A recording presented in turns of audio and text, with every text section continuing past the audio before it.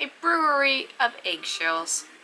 A widow had two sons. The eldest was a fine, strapping young lad, the type to make any mother's heart glow with pride.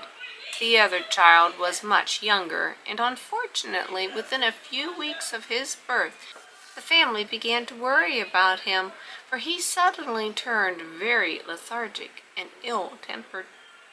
The widow was sure that something was seriously wrong with him, but none of the doctors that she consulted could explain it to her. He was always starving, hungry, and yet he never grew any bigger. He sprouted ugly hair all over his body.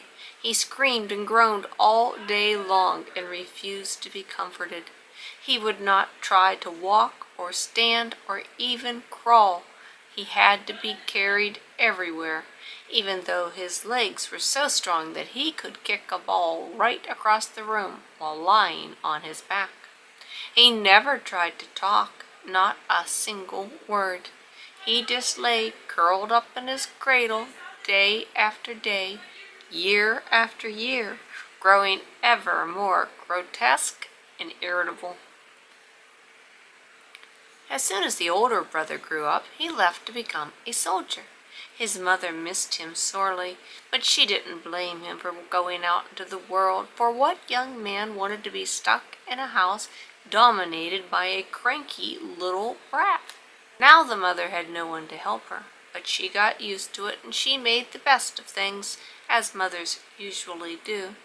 After a few years, she was overjoyed to get a letter from her elder son, saying that the most recent war had ended and he would be home for a while. A few days later, he walked jauntily through the door and gave his mother a hug. Then he looked around the room. "Where's my brother?" he asked. "In the cradle, as always," she said. "Not still," he cried in disbelief. "A big lad like him? Or have you had another baby while I went away?" "Of course not," she said, with tears in her eyes. "He's just the same as before you left, not growing any bigger, constantly poorly, always having tantrums. I don't know what to do." The young soldier went over to the cradle and peeped over at the child. He was sleeping fitfully, snoring loudly, and twitching as if fleas were jumping all over him. "What an ugly monster," the soldier said. "But I've been thinking about things, Ma, and I'm sure that's not really my brother." His mother sniffed. "Don't be daft. Who else could it be? He's the same boy that lived here since he's been born." "But he was different when he was born," said the soldier. "I remember him clearly, just as if it were yesterday. He was a bonny little thing with a strong grip and clear eyes, and then he suddenly turned feeble and colicky. By the time I left home, you had tried every remedy the doctors could think of, and nothing cured him. Well, I've learned something since then. Ma, I think this is a fairy changeling." "No," the mother cried. "Well, we'll try an experiment and see if I'm right," said the soldier. "Can you spare me an egg? And do you by any chance have some malt and hops?" She fetched an egg from the parlor. It just so happened that, knowing her elder boy was on his way home, she had brewed some ale specially for his arrival. Still having some of the ingredients left over, she fetched the malt and the hops. "Make yourself comfortable in the rocking chair, Ma," said the soldier, "and let's see what I can show you." He took the egg and drilled a hole in either end of it, and then he blew out all the contents. Then he carefully pushed some malt and hops into it, placed it in a small kettle, and hung the kettle over the fire. As he worked, the child in the cradle woke up and began to fidget. He poked his grotesque little head over the edge to see what was going on. The malt and hops began to bubble inside the egg, and next thing the soldier and his mother heard a most unexpected noise coming from the cradle. The sickly child let out a piercing laugh, and then, a wonder of wonders, he began to talk. He who had never deigned to utter a single word in all those years spoke a complete and perfect sentence, but not with the voice of a child or even of a youth. He spoke with the rasping croak of a drunken old man. "Ha, ha, ha!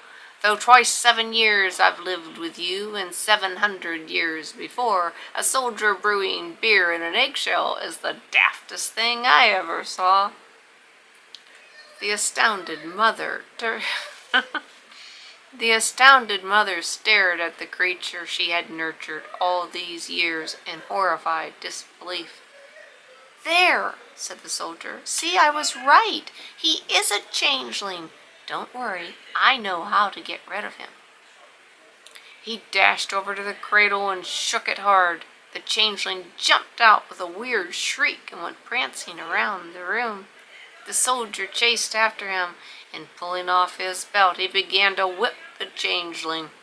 What with the belt slip-slapping and the changeling shrieking, it was more than the poor mother could bear. "What have I done to deserve such pain?" she wept.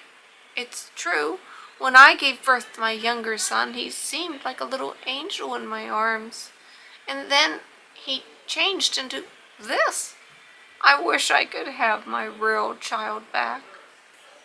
She closed her eyes and stopped her ears with her hands. She buried her face in her apron and wept bitterly. By and by, she felt someone gently touching her arm. Nervously, she looked up. She saw the soldier kicking the changeling out the door with a disdainful shout.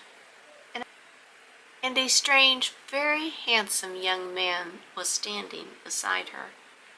The youth was looking at her with great concern. She didn't recognize him, and yet there was something about his eyes and his mouth that seemed very familiar. "Ma," he said uncertainly, "is it you? Did you call me?" You're not," she cried. "You are! You're my own boy! My dear child, where have you been all these years?" "I've been living with the fairies, Ma," he answered. She jumped up from her rocking chair and flung her arms around him. "Are you all right? Why did you go away with them? Oh, my son, why did you make me suffer so long without you?" "I had no choice, Ma. They took me from you when I was too young to protest, and by the time I realized what had happened, it was impossible to escape. But don't worry, they cared for me very well. I lived in a fine palace and was given only the very best of food and drink. In fact, to tell the truth, I hardly wanted to leave until I heard you calling me. Then I longed so much to see you again that I managed to break free."